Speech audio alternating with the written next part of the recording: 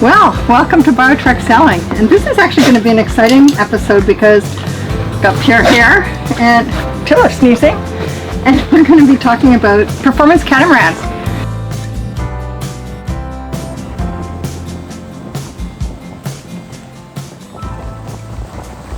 Hi everyone, welcome back to our channel. Today we've got something really exciting lined up for you. If you've been curious about all the buzz surrounding performance catamarans, you're in the right place. As we make our way from Brazil to the Caribbean, we're going to give you an insider's view on what it's like to sail a true blue water catamaran, one that's made to cross oceans and to avoid bad weather.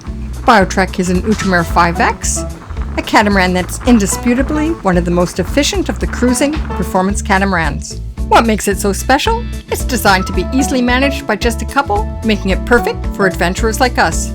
We are Pierre, Lisa, and our fur baby Tiller. We've both sailed many boats, and this is our second circumnavigation together.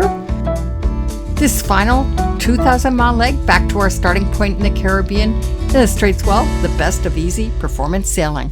But first, let's recap.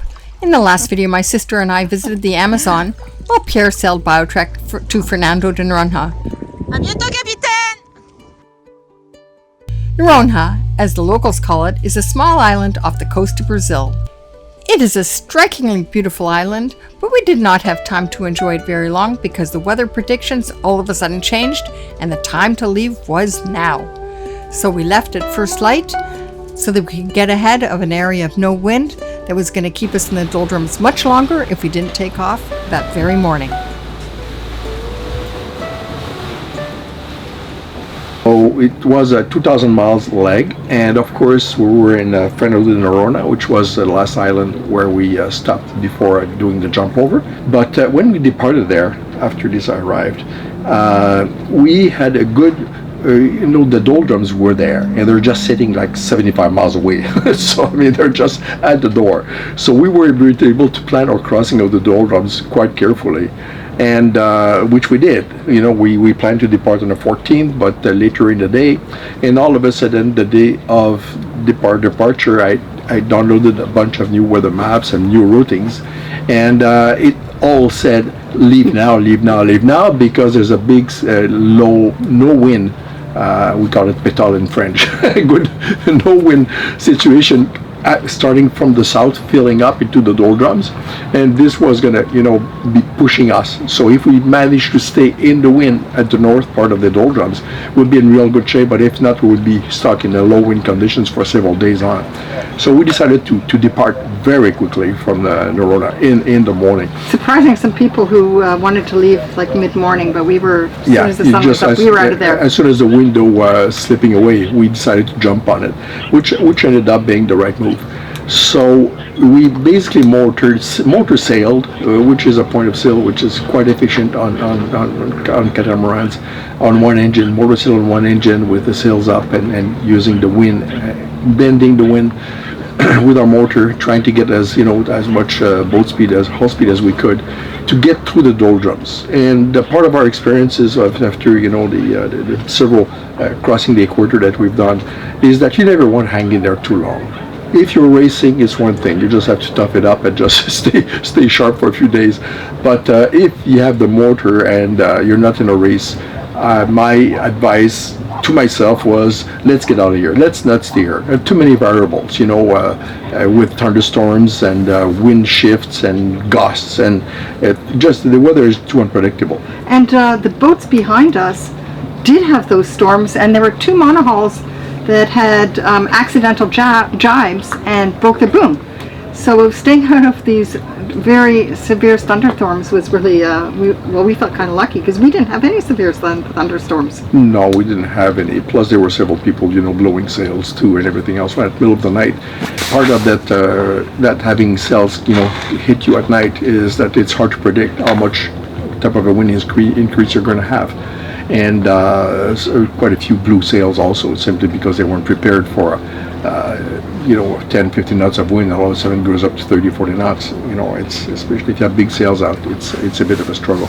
The doldrums are only nice for a couple things. One is to stop for a swim, and the second one was crossing the equator. Right, we are all getting dressed up for crossing the equator. We have some good speed. 9 knots. No storms on the horizon. And we just have the mainsail, full main, and Genoa out. And Taylor's getting ready because she knows we don't eat a lot of chips, but we've opened the Pringles. Give me your paw. Sit up. Give me your paw. Thank you. Yeah, Taylor says she'll wear anything as long as we give her chips. Now the boat's rocking a little bit. Let's hope they don't spill. 3. You're about to cross the equator. You can see the number at the top. South 0003. 2.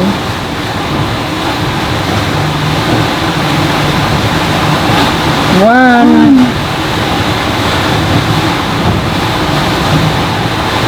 There it is. Happy equator crossing. We're Neptune. As we were giving champagne to King Neptune, we saw an unusual sight. A headless flying fish on Tiller's bench. Tiller must have eaten a head. We think it's Tiller turned into a killer. If you ate the fish, I can She smell ate the it. fish. She's got fishy breath. So we left Naronha yesterday, and it was motoring all day long. Just really no wind at all. And the boats behind us are still motoring because this area of blue, no wind, was advancing. And so here we are, we've caught the wind, and so the strategy seems to have worked. And we have a bit of wind against current, so the waves aren't that big, but it's rough. 14 knots of wind, and our speed over ground is about 10 knots.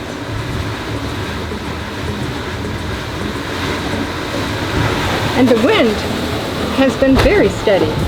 So that's the green, very steady, and steady speed as well. Here you can see we caught the wind a little earlier than expected. We're still in the blue zone, but we have the wind as if we're in a green zone.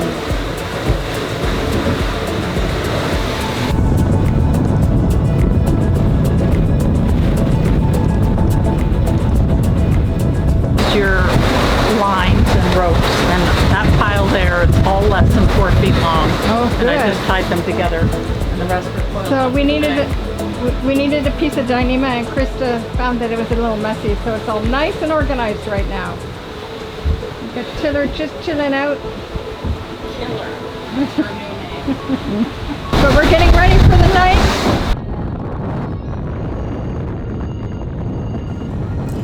The wind noise was a bit much, so I'll just tell you what Pierre was saying. He says, it's 6 o'clock right now. We've averaged 10.6 knots. Our maximum speed was 17.4 knots, and we'll probably end up with 260 nautical miles today. A pretty good average. Just making dinner. And I have that It's a black bean soup with carrots. There's the picture today of what we're expecting for weather. But there's also quite a current up here. The current map. And yeah, we've got a bit of mixed current going on here. When we get into the red, we'll be able to ride that north. We had a pretty good trip up the coast of Brazil. We were on a broad reach. And most of the sail changes involved putting a reef in, taking a reef out, putting 2 reefs in, taking a reef out, putting the full main up. And when we looked at the logbook, we did have a lot of reefing going on during this trip because of winds going up and worrying about storms at night. We often put a reef in at night just as a precaution, even when we don't think it was needed, but being close to the equator, you never know if maybe a storm's going to crop up. Our fast boat allows us to go around any storms when we see them on radar, and we were able to avoid all the storms that we saw on this trip. Luckily for us, we kept the boat speed, and with the radar on, we're able to deflect and go around the sails, taking them to our advantage to help us, get pushed and get out of there faster. So we didn't have basically no rain at all for the 2 days crossing the equator, and and managed to sneak through it fairly efficiently. But once the 2 days were over, then we got into the North Atlantic trades, and which ended up for us being broad reach, which is the optimum type of conditions you can have for a catamaran, because you're able to switch the wind from broad reach into a beam reach, and who everybody knows, sailing catamarans, that's one of the fastest point of sail. So we ended up, I've done the map just a second ago, out of a 2,000-mile trip, and we ended up wasting about 330 miles on motoring, just getting to the doldrums. And then, so we were left with 670 miles in 6 days. So if we did the division, that's an average about 278 miles per day, which is not bad, knowing that some days you do a little bit more, some days you do a little bit less, but that's type of a good speed that you can do with, again, so-called performance catamaran, if the weather conditions are right. We never had strong winds, more than 25 knots. I don't think we did. I don't remember any strong winds. It was an easy sail. So it was always more or less, Gennaker during the day with full main, and then at night we'd take a reef with the Genoa on a rail, and then switching back and forth. And no spinnaker at all during that? No, because the wind was on the beam. Right, and that compares with our sail from St. Helena to Brazil, which we had the spinnaker up the entire time, and that was probably our slowest crossing, as it was for most of the boats.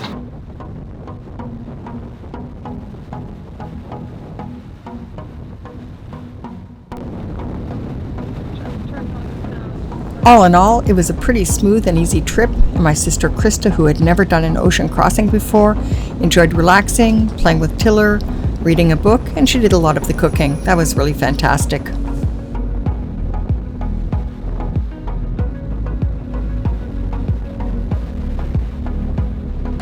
Oh, look at the sun going down! I'm going to pause our story here to say that all in all, this was a fast and comfortable 2,000 nautical mile sail. There's been quite a bit of chatter about performance catamarans, and yes, BioTrek can sail fast. There's one thing that people are not talking about, and it's often overlooked: how catamarans handle typical downwind trade routes. Here is Pierre to explain. Is that the wind pattern have changed, and the boat performance has changed a lot since Christopher Columbus, and we still are trying to follow the route of Christopher Columbus. So there are some issues there, and the main one being straight downwinds is really not a point of sail that is very good for higher performance boat. Let's say that the wind is 25 knots and the boat is doing 15 knots. You're then with 10 knots of apparent wind going downwind. So how can you sail with 10 knots of apparent wind? Even with huge sails, you can't get the boat speed up. It just can't work. So, but if you want to reach, it's very different, because now you're able to twist the wind and get into a much higher, number of miles per day, even with the same type of wind speed. The Sailing Vessel Belle and Beast YouTube channel has carried out some pretty interesting comparisons of catamaran performance during the ARC, including the year that BioTrek did the ARC. While we agree with some of the conclusions from this really interesting video, we don't agree with the premise that the downwind sailing is the best for catamarans. When we look at these crossings, this is kind of the ideal situation. This is a long Atlantic crossing, and it really benefits catamarans because it's following the trades winds. It's for the most part downwind sailing. You're following or carried with the trade winds from the Canaries to the Caribbean. Another issue that's been discussed is whether or not fast catamarans are comfortable. I think Nick from the O'Kelly's Sailing Channel did a really nice analysis of this and explained it well. I want to talk about this whole idea of performance boats and comfort at sea at about 17 or 18 knots. And this is where the seas start to build more, and the more performance-oriented boat is significantly more comfortable. The motion is significantly better on these performance boats on a reach or even going upwind. The rougher the sea state gets, really the less difference there is in comfort, in my experience. During this last around the world, this is our second one, we've had several runs where we had the daily average of over 300 miles. So yes, in certain conditions we can certainly get the speed, but it's very tiring to do that.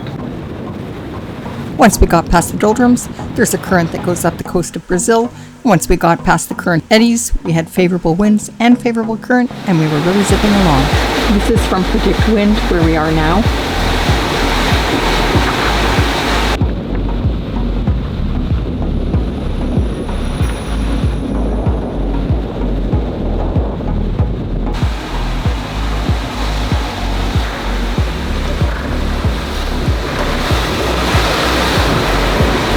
This is BioTrek here, pump 3.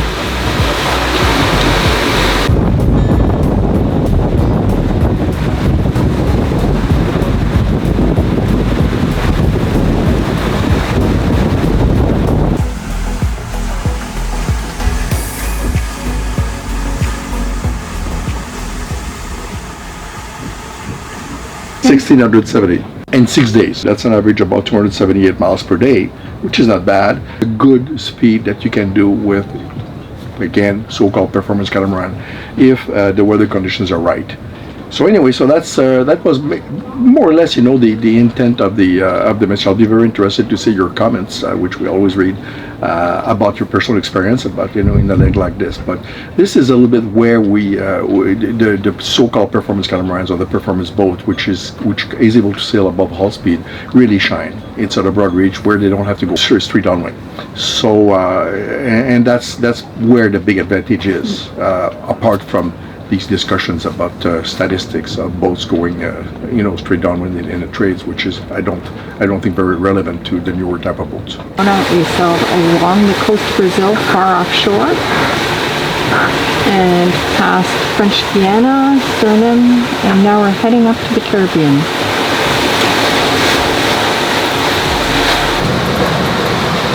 It's the 7th night of our passage, and we're going to be arriving the day after tomorrow, so our second last night at sea. And yesterday we had pretty smooth sailing, and we put the Jennifer up, and tonight it's nice and smooth. So that's kind of what's going on in BioTrek tonight. We're going to be glad to arrive in the Caribbean. We're really excited to be back in the Caribbean, and we're closer to home, and we're looking forward to being back in local waters that we know and we enjoy so much. AIS showing the traffic, the marine traffic along the coast of Brazil, and in that turquoise, that's the traffic going up the Amazon River.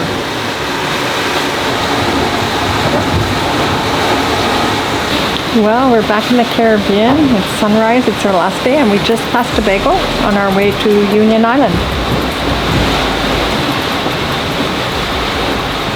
You see that sunrise behind me, it's gorgeous.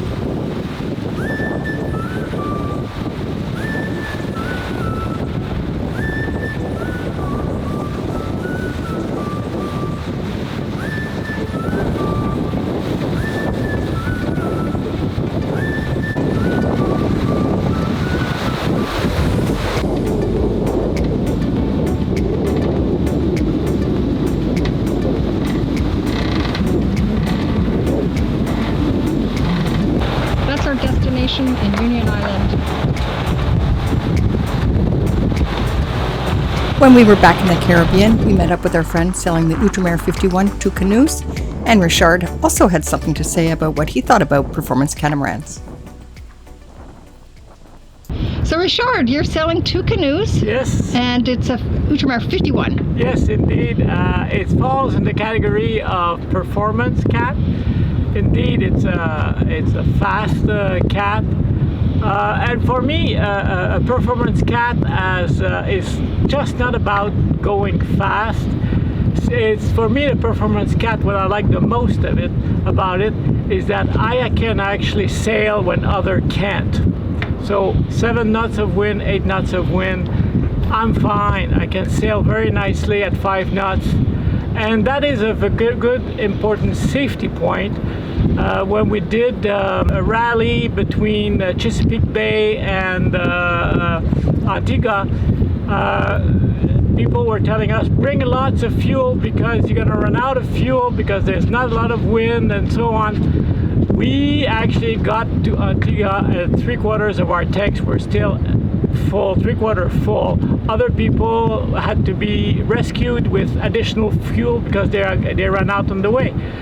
In high winds, it's nice to every now and again to go 15 knots, 20 knots, but it's not really long-term sustainable because it's very, if you're going 15, 20 knots, you have the wave of 15, 20 knots, and you're not going to go, you got to probably slow down the boat a bit just to increase the comfort. If you're going to be at sea for 20 days, you don't want to do 20 days at 15 or 20 knots and getting beaten about. So for me, like the performance aspect is more about being able to sail in light wind. So I felt like after listening at the last video of the O'Callaghan's about the crossing they did on the Ultramar 55 or 52. It was 55. It was 55. And their comments, which were all very valid, of course, because they were experiencing it. And I thought that maybe giving a little different perspective might be helpful, and that is more in line to what are the where can you get the maximum benefits of having a so-called higher performance boat. So let me just break it though, Pierre, and say that the O'Kelly experience in the Mediterranean was very similar to mine on BioTrek. Because we had an Ultramar trainer on board because she wanted to get to know the boat. We left in a mistral of 45 knots. The waves are horrendous and square. And I was kind of freaked out and saying, oh my God, is this what the boat's going to be like?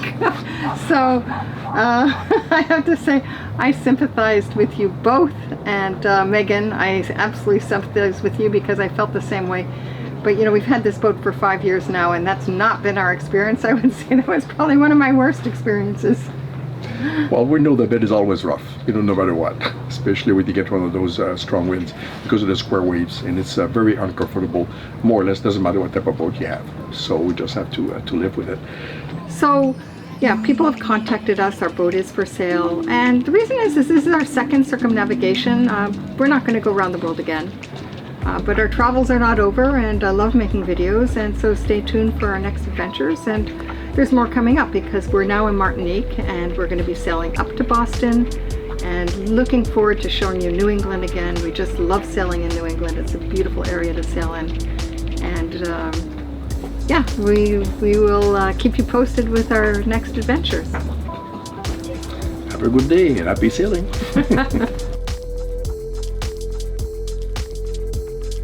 We contribute to a not-for-profit foundation, the Alliance to Cure, which is trying to help patients that have cerebral cavernous malformation.